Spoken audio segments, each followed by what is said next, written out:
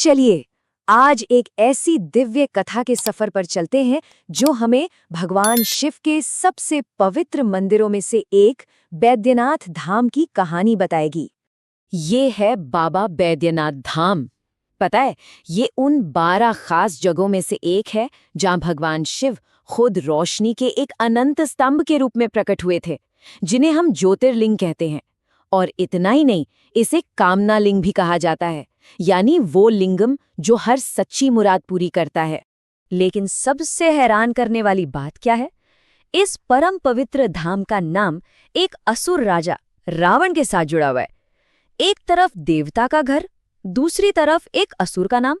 ये भला कैसे हो सकता है? आइए इसी रहस्य से पर्दा उठाते हैं।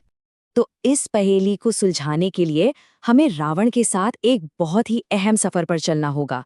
एक ऐसा सफर जिसने इतिहास की दिशा ही बदल दी। देखिए, कहानी की शुरुआत होती है रावण की जबरदस्त भक्ति से। वो भगवान शिव का इतना बड़ा भक्त था कि उसकी जिद थी कि वो किसी मूर्ति या प्रतीक को नहीं, बल्कि साक्षात महादेव को ही अपने साथ अपने राज्य लंका ले जाएगा। अब महादेव तो रावण की भक्ति से खुश हो गए और मान भी गए, लेकिन उन्होंने एक शर्त रखी, एक ऐसी शर्त जो आगे चलकर सब कुछ बदलने वाली थी। उन्होंने कहा, अगर तुमने इस लिंगम को रास्ते में कहीं भी जमीन पर रख दिया तो ये वहीं हमेशा हमेशा के लिए स्थापित हो जाएगा। तो रावण उस पवित्र लिंगम को लेकर हिमालय से चल पड़ा। लेकिन कहानी में एक मोड़ आया। रास्ते में उसे जोर से लघु शंका लगी।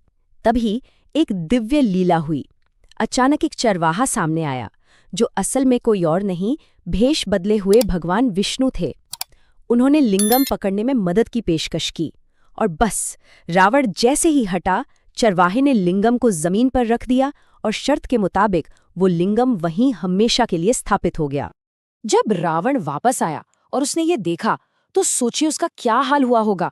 वो गुस्से से भर गया। उसने अपनी पूरी ताकत से लिंगम को उखाड़ने की कोशिश की, पर वो उसे 1 इंच भी हिला नहीं पाया। कहते हैं कि उसी गुस्से में उसने अपने अंगूठे से लिंगम को जोर से दबाया, और वो निशान आज भी वहां मौजूद है, रावण की उस अधूरी भक्ति की गवाही देता हुआ। तो इस तरह से हुई मंदिर की स्थापना। लेकिन कहानी यहीं खत्म नहीं होती। चलिए अब ये जानते हैं कि इस जगह का जो सबसे प्रसिद्ध नाम है, उसके पीछे की कहानी क्या है, जो शिव की करुणा को दिखाती है। इस धाम के 2 नाम बहुत मशहूर हैं। एक है रावणेश्वर, जो इसके अनजाने संस्थापक रावण के सम्मान में है, और दूसरा जो सबसे ज्यादा जाना जाता है वो है वैद्यनाथ। ये वैद्यनाथ नाम कहाँ से आया? देखिए, वैद्य शब्द का मतलब होता है चिकित्सक या डॉक्टर। तो वैद्यनाथ का सीधा सा मतलब हुआ चिकित्सकों के भगवान, यानी द लॉर्ड ऑफ हीलर्स। इस नाम के पीछे भी 2 बड़ी दिलचस्प कहानियां हैं। पहली ये कि जब रावण ने भक्ति में अपने 10 सिर काटकर शिव को चढ़ा दिए थे, तब खुद महादेव ने एक वैद्य बनकर उसके सिरों को फिर से जोड़ा था। और दूसरी मान्यता ये है कि यहाँ आने वाले भक्तों की शारीरिक और मानसिक बीमारियां देवता की कृपा से ठीक हो जाती हैं।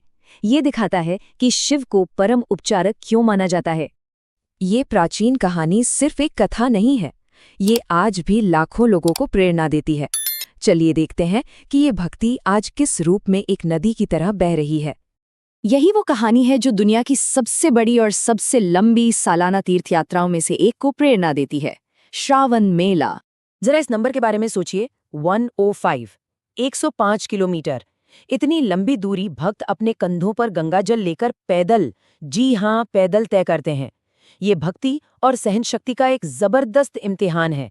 ये पवित्र यात्रा श्रावण के महीने में होती है। भक्त बिहार के सुल्तानगंज में गंगा नदी से पवित्र जल इकट्ठा करते हैं, उसे अपनी कावड़ में रखते हैं, और फिर शुरू होता है 105 किलोमीटर का पैदल सफर। इस बेहद कठिन यात्रा का अंत होता है बैद्यनाथ धाम में, जब वो पवित्र जल ज्योतिर्लिंग पर चढ़ाया जाता है। तो आखिर में एक सवाल मन में आता है, एक असुर की इतनी गहरी भक्ति और एक देवता की इतनी अपार करुणा, कि ये कहानी हमें आस्था के स्वभाव के बारे में क्या बताती है? शायद यही कि भक्ति किसी सीमा या परिभाषा में नहीं बंधती, और ईश्वर की कृपा हर किसी के लिए है जो भी उन्हें सच्चे दिल से पुकारता है।